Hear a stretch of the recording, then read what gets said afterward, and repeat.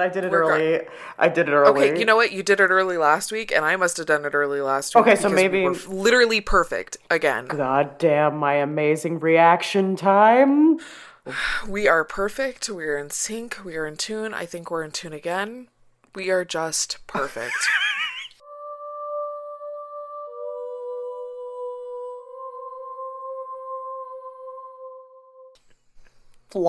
Two flawless individuals on one We're singular just podcast. Oh my God, on listeners. opposite sides of the country, just working flawlessly together How as does one. it feel to listen to two goddesses in human form every week? Just gracing you with our presence. Can you consider yourselves blessed? Except for those two people. Hashtag blessed. Hashtag blessed. Except for the ones that said we were intolerable. Well, I'm intolerable and a silly prattling cow. Still got a merch coming, by the way, guys. With that, it's Merch just coming. there's just not been the time, but it's coming. Welcome back to Oddities. I'm Kellie. I'm Cassie. And welcome back to Strangetown, friends. All of our stuff is linked down below in the description. Follow along on our journey of social media fun. Social media fun extravaganza time. It's always a good time. Follow along on Patreon if you want to just subscribe for $1. You can enjoy the never-ending, mind-melting, unhinged content that we put out weekly. And expertly edited by yours truly. We have a fun setup, by the way. Now Kellie edits these episodes beautifully every time, and I edit the video episodes, and it is they are I infuse them with my special brand of, I don't know, maybe one brain cell left that I have in my head. Cassie just has this way of special effects. It's just mwah, chef's kiss. I think I need to take like a course in it though. I think I want to learn more about video editing. I want to be like the YouTubers where they do cool things. Cassie always taking it in with the education. Anyways. Forever an overachiever. I love it. I hate myself. No, you don't. Stop that. Some days I do. I'm crying laughing and there's like reasons. This week. Do we want to start with you? How are you? Tell us everything. Okay. Well, first off, we took last week off. We did. Because last week was just horribly intense for me. Me too. We needed a wee break. We just needed a little break. But this week, I'm not even going to get into the crap of last week. I'm just going to get into this week. This week, my husband had a very important meeting, and it happened to be via Zoom. Yeah. And if you guys don't know this, we conduct our bonus episodes via Zoom. For now, yeah. And here's the thing. Cassie gives me one word, and I pick a background with that one word, and that's how we conduct our Zooms. Mm-hmm. Mm-hmm. Mm-hmm. And it happened to be 2 weeks ago that I picked Jamie Lee Curtis with a knife as the background. Oh my God. Again, my husband had a very serious Zoom This was, meeting. we cannot stress enough, this was like an official, very serious meeting. This is literally probably one of the few meetings in life where you absolutely could not have Jamie Lee Curtis with a knife as your background. Very, it's not okay. Right. Thank God he logged on early to make sure things were in order, because they were not. They were not in order. Jamie Lee Curtis was there with him. With a knife. And it's funny now. And it was hilarious when he was telling me, but it was not hilarious. Poor Michael. The sheer panic that Michael probably felt. He was panicking the whole time, trying to figure out how to remove the virtual background.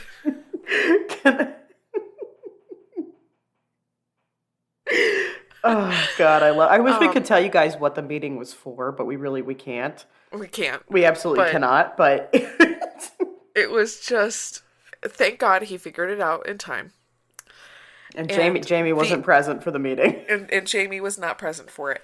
The irony of this, right? So my husband tells me about this Thursday evening, right? Now, the irony of this, again, this is very funny in the moment. The irony of this, Friday morning, I'm like, oh, I can't wait to tell my sister about this. She is gonna laugh her ass off. Friday mornings, my sister has group therapy. And I look at the clock, and it says 11, so she should be out of group therapy. Well, I happen to look at the wrong clock, and for whatever reason, that clock is fast.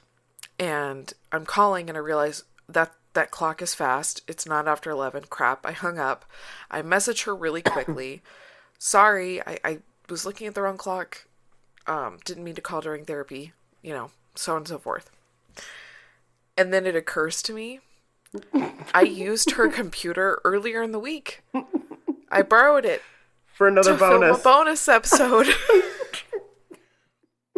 And she's in the middle of group. And I was like, oh God. And they use Zoom. I've done it to her too.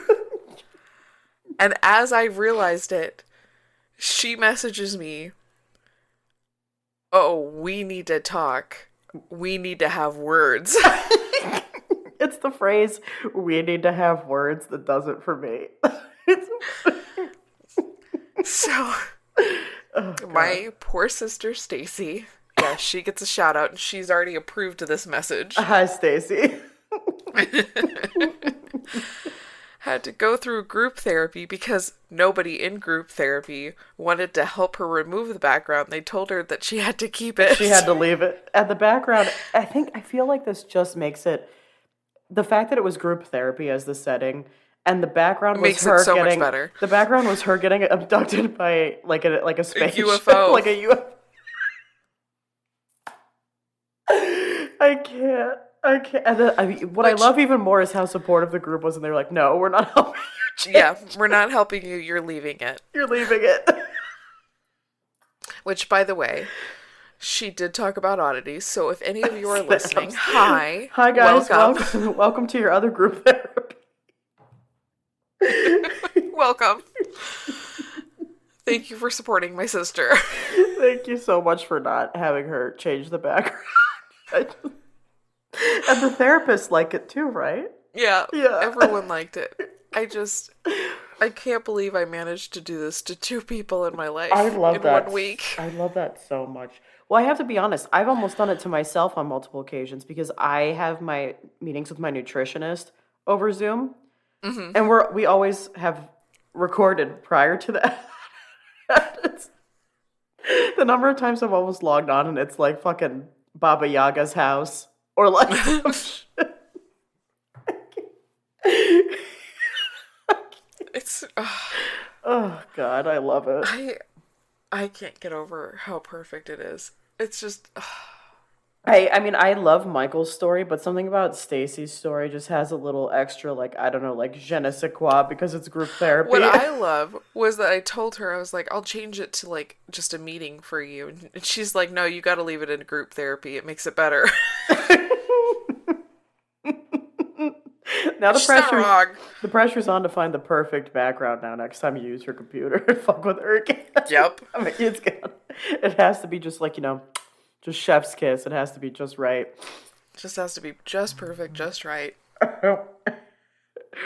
My face I did hurts. say it could have been worse. It could have been something like you utterly feared or something. Oh yeah, absolutely. Like it could have been somebody's like phobia.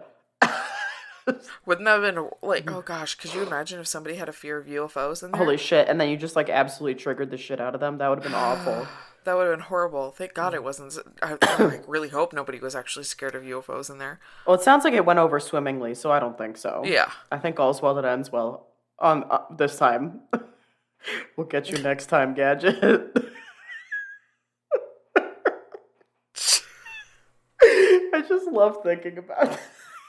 The number of times that these two instances have crossed my mind in like the last 2 days, because you told me about it in both cases, like in 2 days, exactly in like less than 12 hours, I think, actually. I know, and it all just lives rent free in my mind.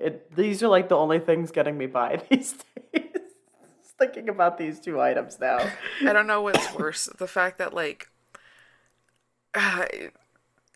the amount of times I've told this story to like you, I immediately called mom. I love that. And because, I love it. Like, I called mom in fear that In fear. I was like, I think I effed up Stacy's group, and like this is why. And Was this she's after like, no, you received the "we need to have words"? No, it was before it. Oh, and I was like, I think I did this, and I explained, and she was, no, I don't think it's on Zoom. Like, mom was trying to make it feel better. No, it was on Zoom. So then I called mom after I got off the phone with Stacy. And I was like, no, it was on Zoom, and she just laughed. Oh my gosh. I think my favorite part is thinking about and like it's not nice, but like it's like funny when you think about it. The panic and the scrambling for both of them in trying to remove these backgrounds. When you think about it, it just makes it funnier. It's a little funny. Oh God. My face hurts. Oh, that's what. So you had. That was a hell of a week. Yeah. How was your week? You had a birthday. It was my birthday. Yes, it was June 29th. When this comes out, we're like several weeks ahead of that, but it was excellent. Thank you for the amazing birthday shout out on Oddities, and to all the people who wished me a happy birthday. I had a great day. I got my hair cut and I love it. You can't really see it because it's wet because I showered like 5 minutes before this. And my parents are out celebrating with me. And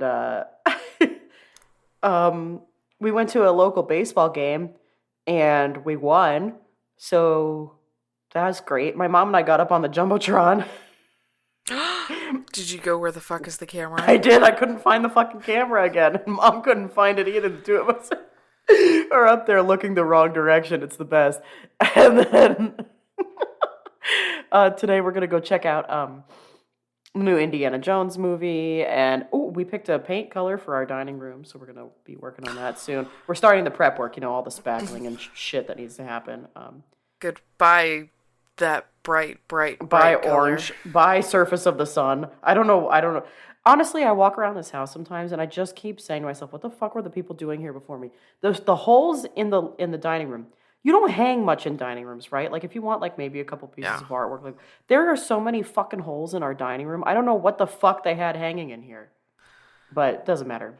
Your guess is as good as mine. And there's like other things we've walked around the house and we're like, just what the fuck? But it doesn't matter. It's irrelevant. So anyway, we picked the paint color that, and we're gonna hang I think some stuff on the wall behind me, so my office will be finished. I got two wonderful gifts from Kellie.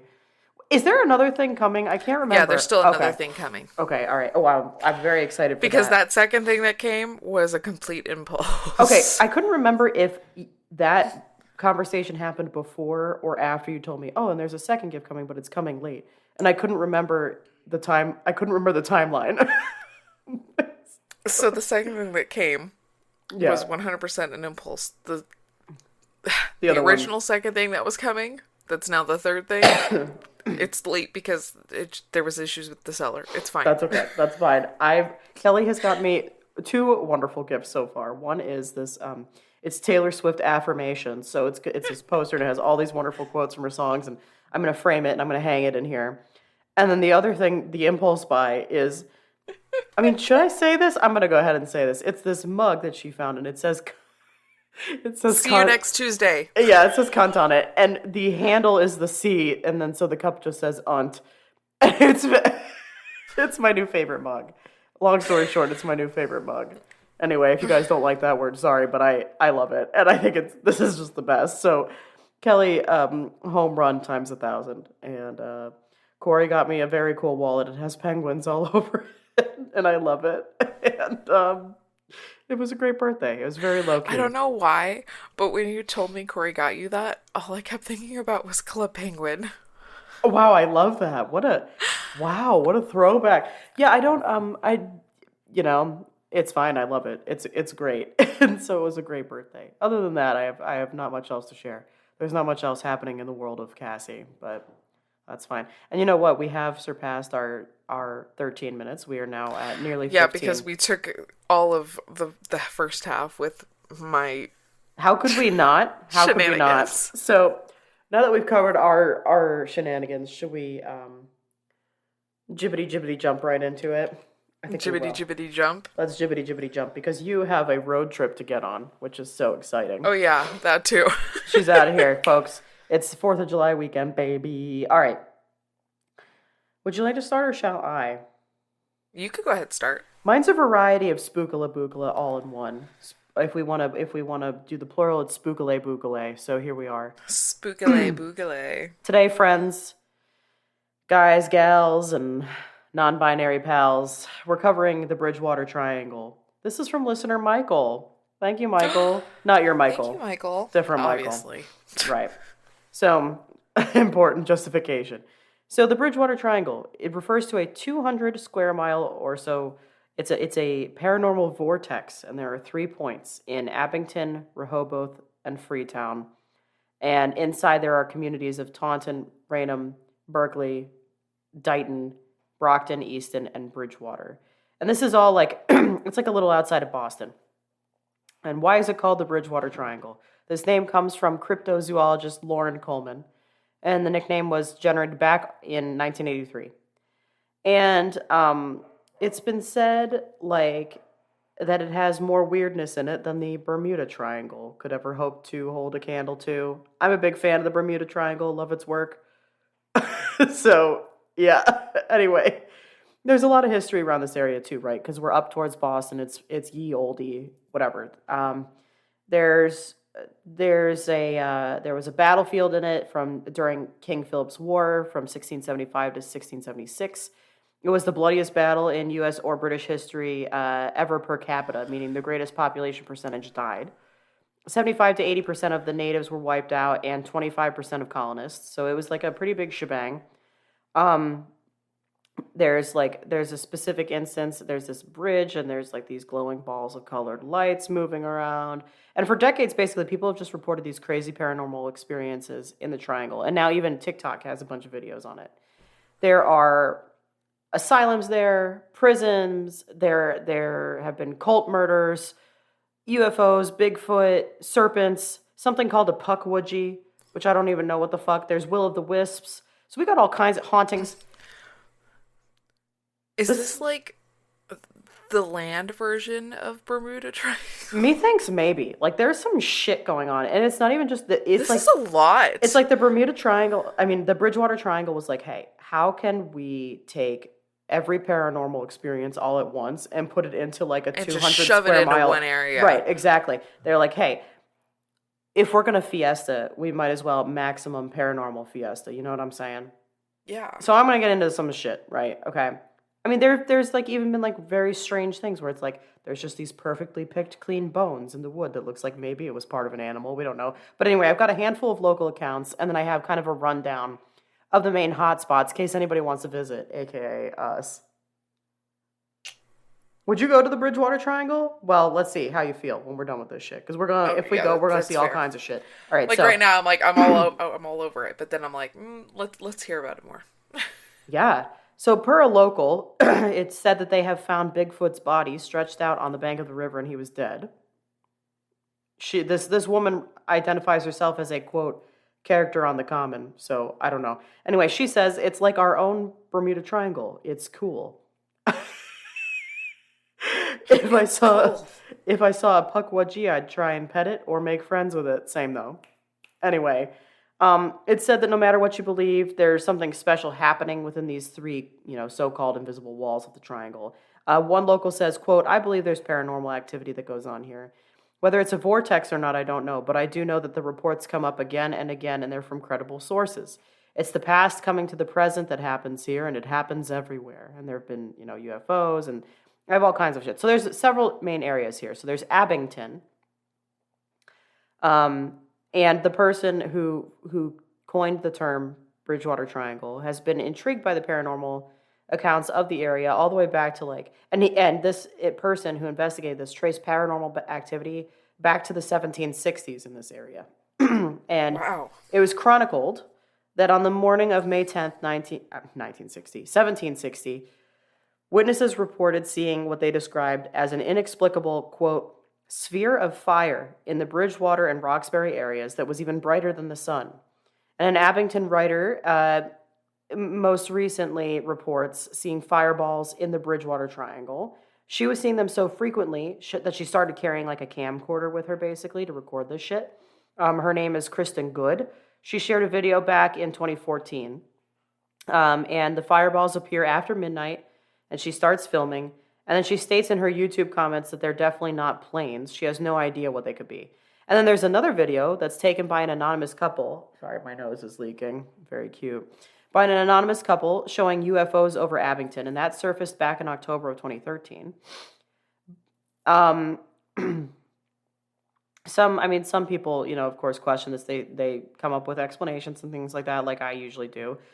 Some say that the dancing nature of the lights make them very different from meteors that people have seen during like well-known meteor showers.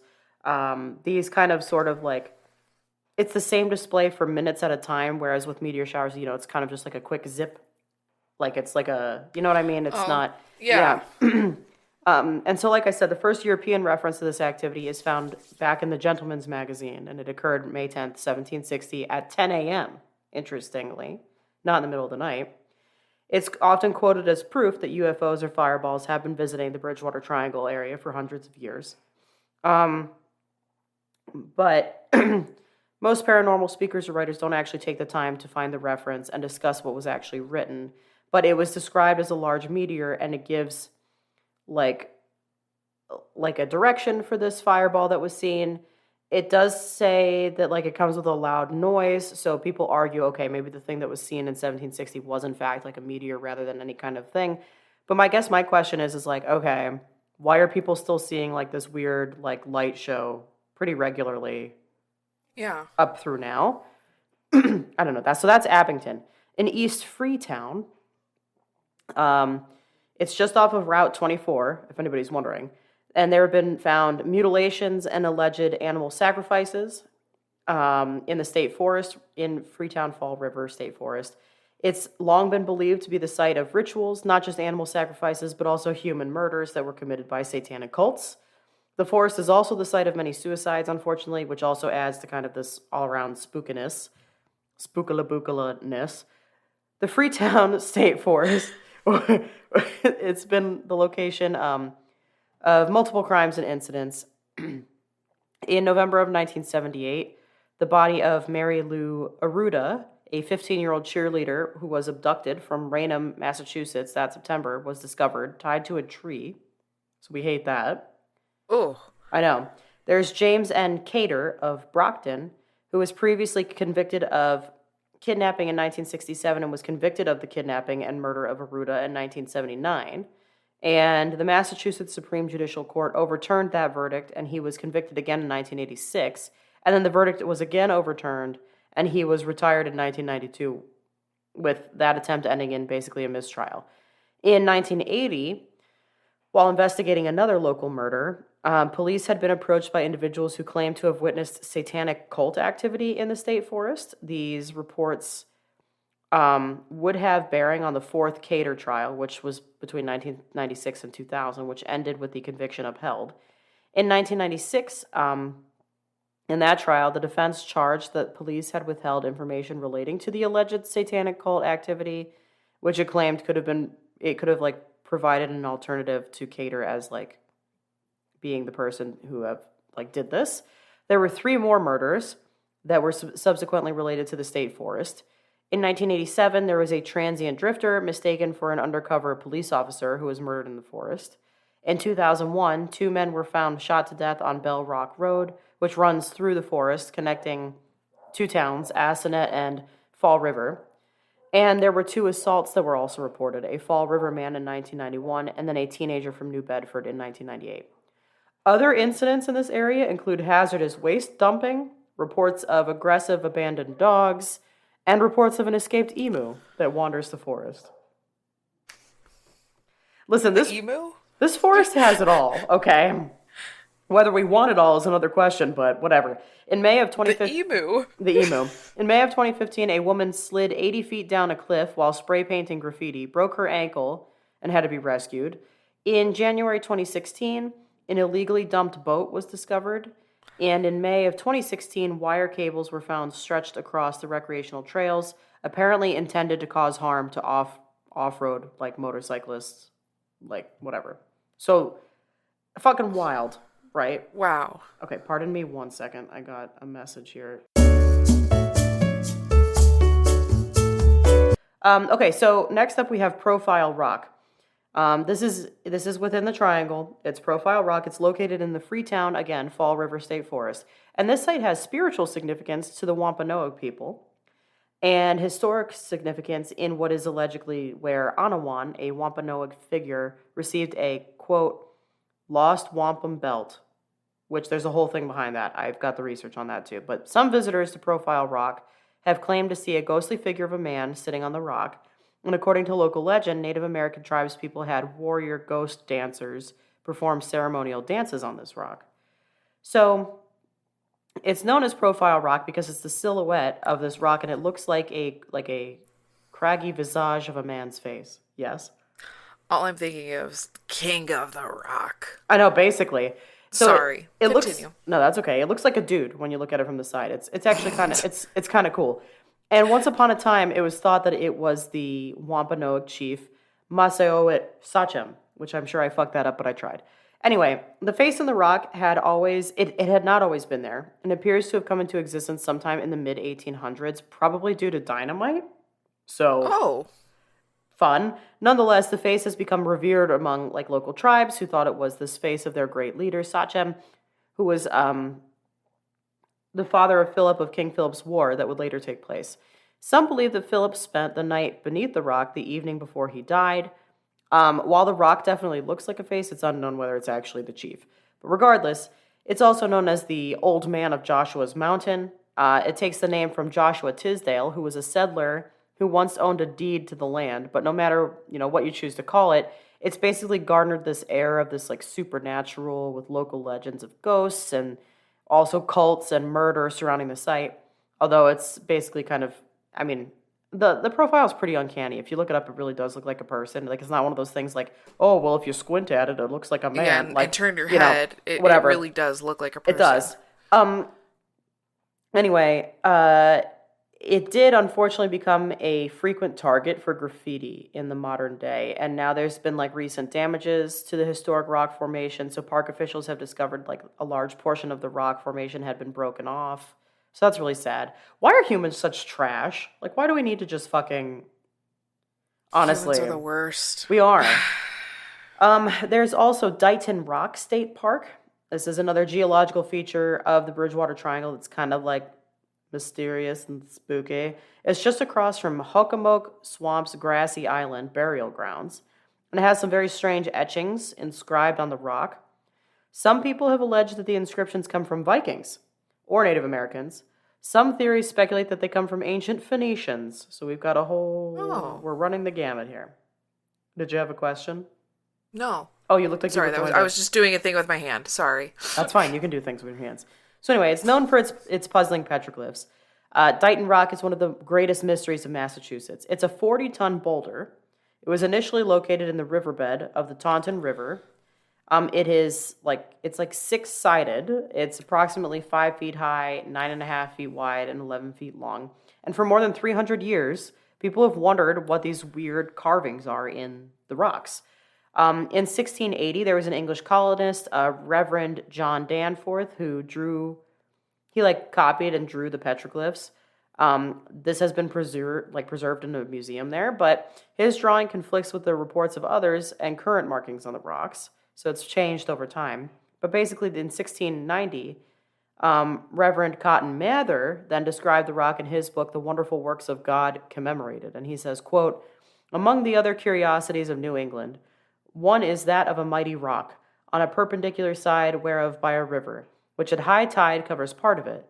There are very deeply engraved, no man alive knows how or when, about 50 lines, near 10 foot long, and 1.5 foot broad, filled with strange characters, which would suggest as odd thoughts about them that were here before us, as there are odd shapes in that elaborate monument." So in 1963, state officials actually went ahead and removed the boulder for preservation. Snaps. You know why? Because we're all trash bags and you can't trust fucking people. Anyway, it's now housed in a museum. And it has exhibits all around it, making a case for each theory. In 1980, it was listed on the National Register of Historic Places, so very cool all around. There is the Hockomock Swamp area. There's a canoe company in there. There's whatever. It's a 5,000-acre swamp, smack dab in the western part of the Bridgewater Triangle. It is the largest swamp in all of New England. It is home to a mysterious 8,000-year-old Native American burial ground, which, when discovered by archaeologists, the bodies disappeared upon excavation. Mm-hmm. Spooky. Spooky, spooky. The Wampanoag people called the swamp, quote, the place where spirits dwell. And after visiting, some people very much believe that. But there have been several Bigfoot sightings there as well. Several accounts of a large half-man, half-ape hairy creature. I would say that's also Bigfoot. There have also been reported sightings of a cryptozoological being called the Thunderbird, which is basically like a pterodactyl bird with a very large wingspan. It's 8 and 12 feet long. This is a big fucking wingspan on this thing. Anyway, there's also the nearby Anawan Rock, which is where Chief Anawan allegedly surrendered to the colonists, bringing an end to King Philip's War. This is the same profile rock with the ghost dancing. It's kind of right by the swamp. Okay. Cell service there is spotty. The GPS glitches when people enter the swamp, and it's extremely dense, so it's very easy to get lost. And colonists once upon a time called it the Devil's Swamp. So very spooky. And just two more things here. We've got the Taunton State Hospital, which allegedly part of the hospital was used by satanic cults during the 60s and 70s. There are reports of ghosts who have touched visitors, orb sightings. It was originally called the State Lunatic Hospital at Taunton. Ghosts who touch visitors? Indeed. We don't like being touched. No touchy. No touching. You can look, but you can't touch, Yeah, no touch. Nuh-uh. In 1853, it was built for $151,742, which today is probably worth a lot, but I don't know what. Yeah. I didn't look it up because I'm a piece of shit.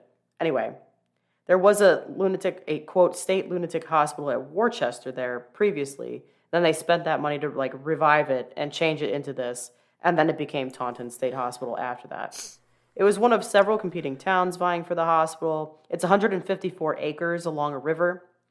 And there was this prominent New England architect that they brought on to revamp it. It's actually kind of pretty. I mean, it's obviously run down, but the structure itself is kind of pretty. But anyway, eventually it became more than 40 buildings. There's a bakery, there were staff dormitories, a chapel, laundry, theater, kitchen, dining room, parlors, whatever. And anyway, it featured such modern amenities as running water, a sewer system, central heat, a central ventilation system. And anyway, the building itself was intended to be curative, and the grounds were to, quote, render it a spot fitted to interest and tranquilize the minds of those who need, as well as the soothing influences of external nature and the healing remedies of art.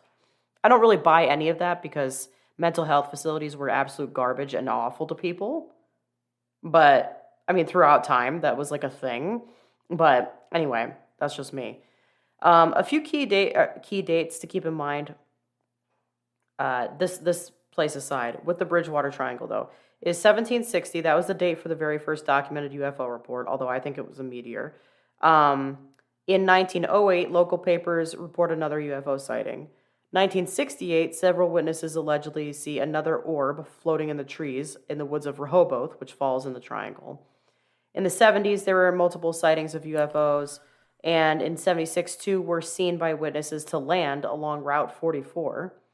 And policemen have even reported seeing UFOs. So that's the state hospital side. That's just some shit about UFOs. And lastly, there's also something called the Raynham Center.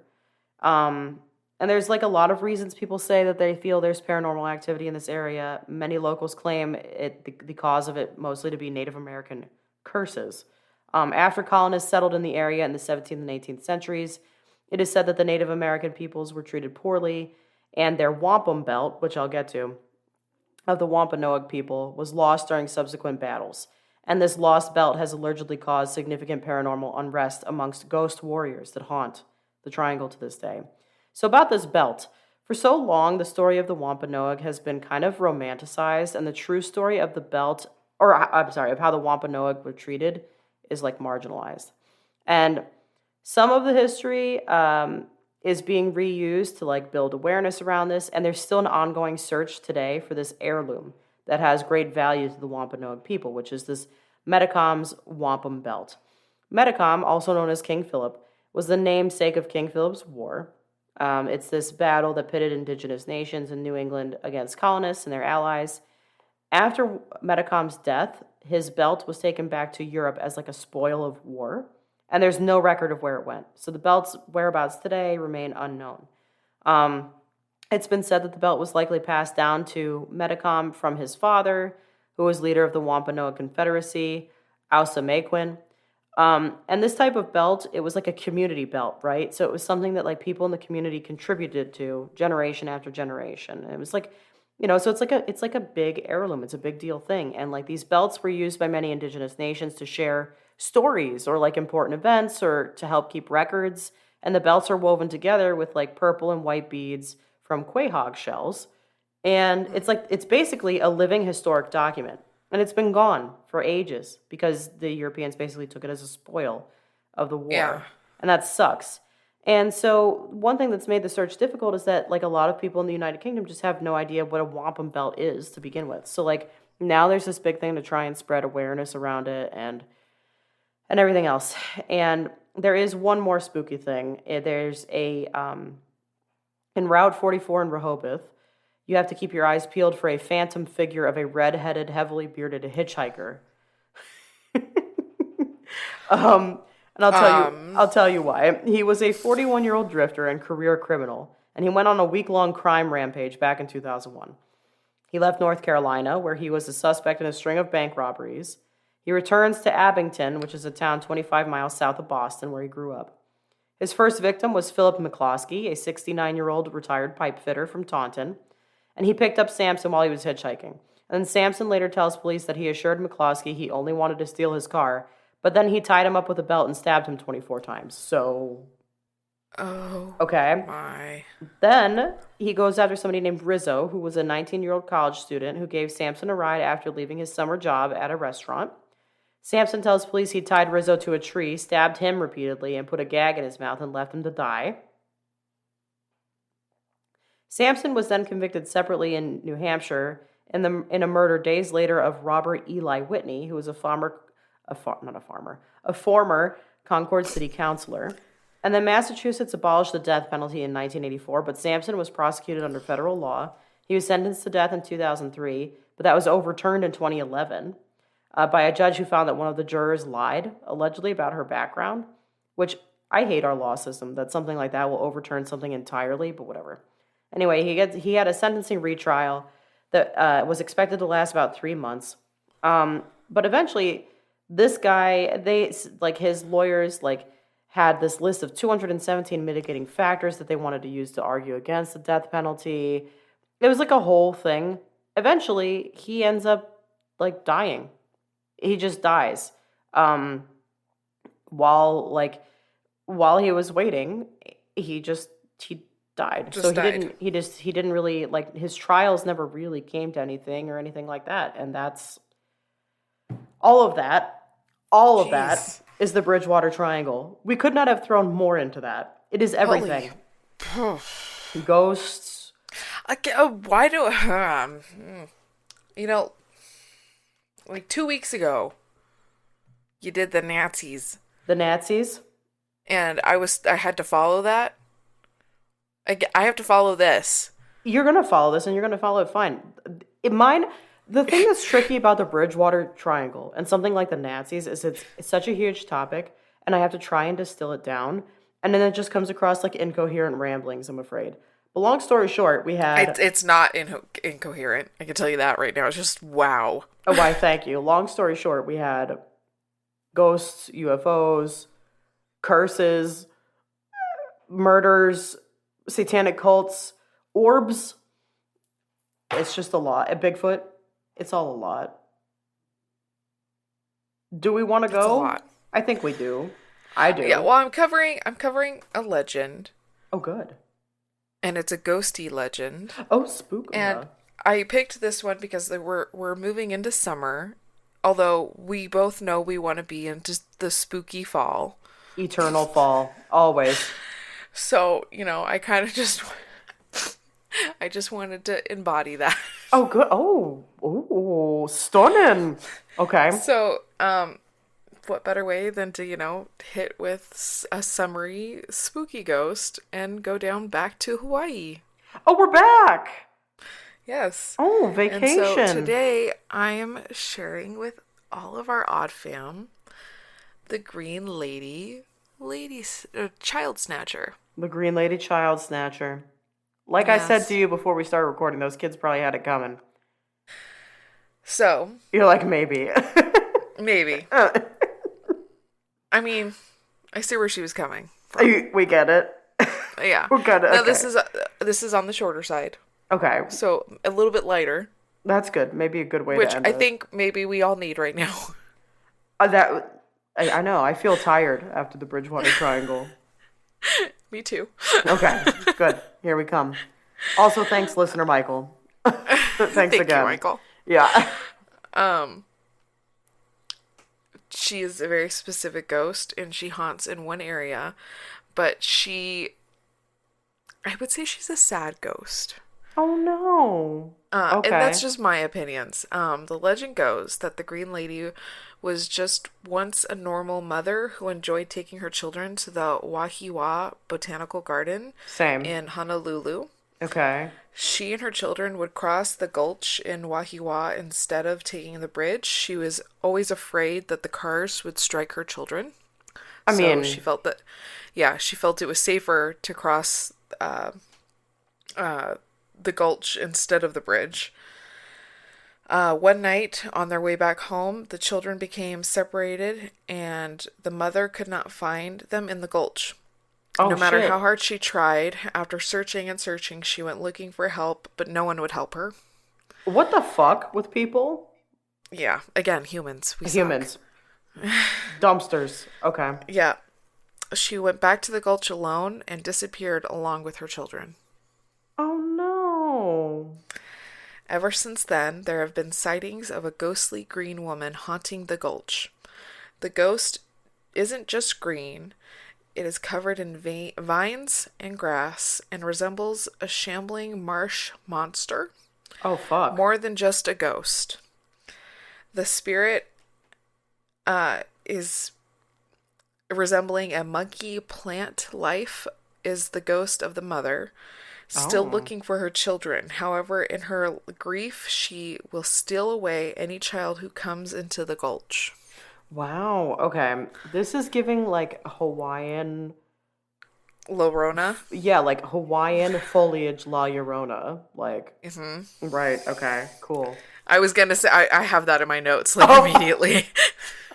And I knew you were gonna bring her up. Excellent. Well, she's my girl. I love La Llorona. Yeah. Yeah. Children in Wahiawa sometimes dare each other to run across the bridge, as the story says that the Green Lady will even come up on the bridge to take away children. Ooh. The ghost has even been seen on the outskirts of Wahiawa Elementary School, which is located on the edge of the gulch. Horrible place to put an elementary school. Probably if there is a not the- Green Lady haunting the area. Probably. I just want to not throw that the out move. there. Yeah, that was not the move. We saw an opportunity for a nightmare and we took it. Like, I think that's asking to get rid of children. I just Very want to throw wrong. that out there. I mean, it's like the same thing where I grew up. Like, there was a state mental hospital, and then they turned it into like an elementary school. So, what are we just doing? gotta ask why. What was the process? The thought process? We don't know. Yeah. So, yeah.